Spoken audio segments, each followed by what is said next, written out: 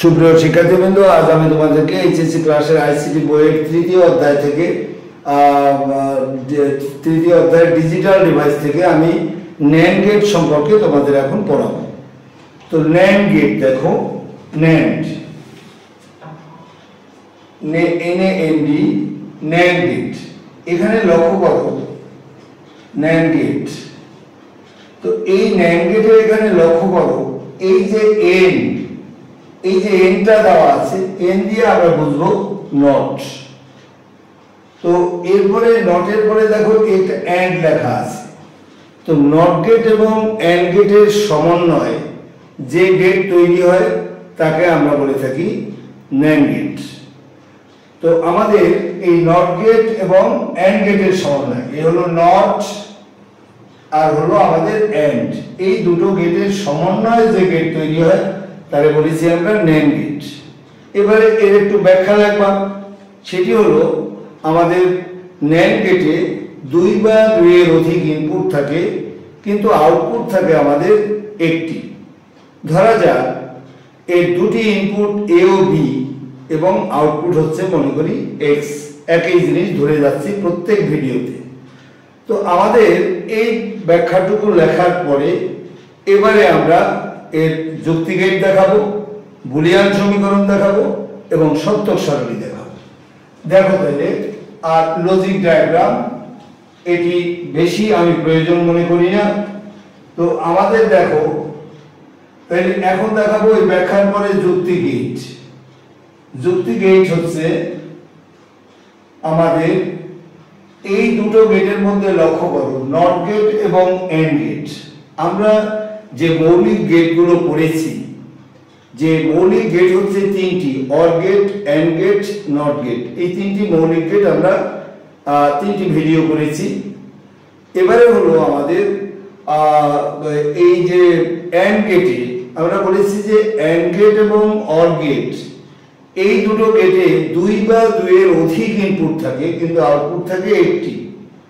কিন্তু নট গেটের ক্ষেত্রে বলেছি একটা ইনপুট একটা আউটপুট। তো মনে রাখতে হবে যে গেটের ইনপুট বেশি সেই গেটটাকে প্রথম আমাদের ড্রয়িং করতে হবে, প্রথম বসাতে হবে, আর যার ইনপুট সবচেয়ে কম তাকে তার মাথায় সেট করতে হবে।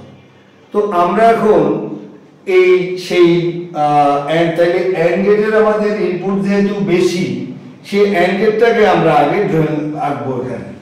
তো এই আমরা এন্ড গেট আঁকতেছি, দেখো এই এন্ড গেট, এর দুটো ইনপুট এই দিলাম।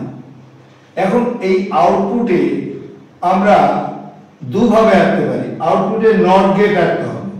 দেখো এই নট গেটটা এই যে সেট করলাম এই, তো আমরা এ বি আর দিলাম, আউটপুট ধরলাম এক্স। এখন এইটাকে আবার আরো সংক্ষিপ্ত ভাবে প্রকাশ করা যায়, সেটি হলো বা এই এন্ড গেট আঁকলাম, এন্ড গেট এ কে এই যে নট গেটটা এর একটা প্রতীক হিসাবে আমরা এভাবে না এঁকে, এতে আমার সময় বেশি খরচ হয়, অনেক সময় শিক্ষার্থীদের মনে থাকে না। এর জন্য নট হলে পরে এই জায়গাটায় আমাদের সেট করতে হবে নটটা। এটার একটি প্রতীক হলো এটা, এটারও যে কাজ এটারও সেই একই কাজ, আমরা এটা না দিয়ে এটা দিলাম। তো আমাদের মনে রাখতে হবে এই যে নট গেটটা এটা মৌলিক গেট, এই মৌলিক গেটটাকে একটা সার্কিটের আমরা ইনপুট আউটপুট যে কোনো জায়গায় আমরা সেট করতে পারি, কিন্তু এই যে গেট, এই যে নটটা, এই নটটা কিন্তু এই শেপের মাথায় সেট করতে হবে সবসময়। এন্ডের যে শেপটা, এই শেপটার মাথায় সেট করতে হবে, অন্য কোথাও সে বসবে না। তো আমরা এখন এ বি, এখন একজন শিক্ষার্থীর যেটা ভালো লাগে সে যদি এটাকে ভালো পায় এটা দেবে, এটাকে ভালো পেলে এটা দেবে। বুলিয়ান সমীকরণ, এখন বুলিয়ান সমীকরণ হচ্ছে সমীকরণ এক্স ইকুয়াল টু আউটপুট সমান বের করবো, এক্স ইকুয়াল টু দেখো এ বি যখন এখানে ঢুকলো, এই জায়গাটায় ঢুকলো, এখানে ঢুকলে পরে প্রক্রিয়াকরণ হবে। প্রক্রিয়াকরণ হলে পরে সেটি যোগ হবে না গুণ হবে এটা গেটের উপরে নির্ভর করবে। এই ধরনের চেহারার মধ্যে যখন ঢুকবে তখন হয়ে যাবে সে গুণ। তাইলে এখানে আমরা পেলাম a ইন্টু বি, ইন্টু তো বলে না, a and b বলে শুদ্ধ উচ্চারণ, a ইন্টু বি। এই a ইন্টু বি যখন এই গোলের মধ্যে ঢুকলো, এই যে আমরা ভিতরে পেলাম a and b বা a ইন্টু বি, আমরা বলার ক্ষেত্রে আমরা অশুদ্ধ কথাই বলতেছি, কিন্তু মূলত বলে রাখলাম যে এটা হবে a and b। এই ভিতরে হলো এটা, যখন গোলের মধ্য দিয়ে বের হলো, গোল মানে মাথায় দাও, গোল নট মানে মাথায় দাও একটি হোল নট। গোল নট এটা মনে রাখার একটি সিস্টেম। গোল নট ভিতরে গোল নট দিয়ে যখন বের হবে তখন সে হোল নট হয়ে যাবে। এই হোল বানানটা হলো WHOLE। হোল অর্থ হলো সম্পূর্ণ জায়গায় নট, এখান থেকে এ পর্যন্ত। এটার উচ্চারণ হবে, শুদ্ধ উচ্চারণ হলো a and b whole not বা whole bar, a and b whole not বা হোল বার। এবারে আমরা এর সত্যক সারণী আনব। দেখো এখন সত্যক সারণী। সত্যক সারণীতে আমরা এই যে দেখো, এই এখানে লক্ষ্য করো, এই সমীকরণটা দিয়ে কোনো কিছু মুখস্থ রাখার প্রয়োজন নেই। এই সমীকরণে a ও b দুইটা ইনপুট, a আর b, এই দুইটার জন্য আমরা দুইটা ঘর করব, a b দুইটা ইনপুট। এবারে দেখতে হবে a এবং b কি অবস্থায় আছে। a ও b আছে গুণ অবস্থায়, এর জন্য গুণের জন্য আমরা একটা ঘর করব a ইনটু b।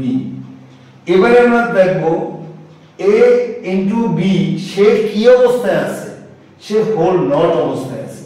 তাহলে a ইনটু b এই হোল নট দিলাম, এটা সমান x তো লিখতে পারতাম বা x ইকুয়াল টু লিখতে পারতাম, এটা লিখলেই হলো। এবারে আমরা এই দিলাম। এখন আমাদের যেহেতু দুটো ইনপুট, এই দুটো ইনপুট যদি থাকে আমরা ইনপুটগুলো দেব 0 0 1 1। এবারে b এর জন্য দেব সিঙ্গেল 0 সিঙ্গেল 1 সিঙ্গেল 0 সিঙ্গেল 1। এখন হলো এটার সাথে গুণ দেব a ইনটু b, 0 0 গুণ দিলে পাবো আমরা 0, 0 1 গুণ দিলে আমরা পাবো 0, 1 0 গুণ দিলে পাবো 0, 1 1 গুণ দিলে পাবো 1। এবারে a into b whole not, অর্থাৎ আমি a ইনটু b তে যা পেয়েছি তা নয়, তার উল্টা মান। তাহলে তার উল্টা মান হবে 1 1 1 0। এই হলো আমাদের সত্যক সারণী। আমরা এখন এই লজিক ডায়াগ্রামটাও দেখাই যাচ্ছি। লজিক ডায়াগ্রামটা হলো, লজিক ডায়াগ্রাম হচ্ছে ডায়াগ্রাম, লজিক ডায়াগ্রাম হচ্ছে আমাদের এমন, দেখো একটা রেজিস্ট্যান্স থাকবে এখানে, রোধ। এই রোধ একে এখানে আমাদের সেই ইএমএফ বা ইলেকট্রোমোটিভ ফোর্স বা ব্যাটারি এই লাগালাম। লাগানোর পরে এই জায়গায় সেই যে ইনপুট, দুটো ইনপুট, এই দুটো ইনপুট আমরা এখন সেট করব। দেখো এই গোলাটা দিলাম, এই দিলাম একটা, আবার এই দিলাম, এই দিলাম, এই। এবারে এটা a, এটা হলো b। আউটপুট আমরা পাবো এখানে x, যেটা এখানে একটা ভালভ সেট করলাম, এটা হলো আমাদের আউটপুট। দ্যাট মিন্স এটাকে আমরা x হিসাবে ধরলাম, এটা ভালভ।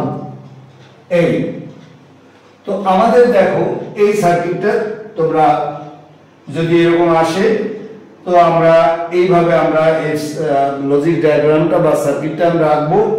তো এখান থেকে আমরা এই যে ইনপুট দুটো আছে, এই ইনপুট দুটো আমরা যখন এটার সাথে এটা কানেক্ট হবে, এটার সাথে এটা কানেক্ট হবে, তখন এই সার্কিটের মধ্য দিয়ে আমাদের বিদ্যুৎ চলবে এবং এর জন্য আমরা এই ভালভ থেকে আমরা আলো পাবো এভাবে আমরা এই ন্যান্ড গেট আমরা তৈরি করব।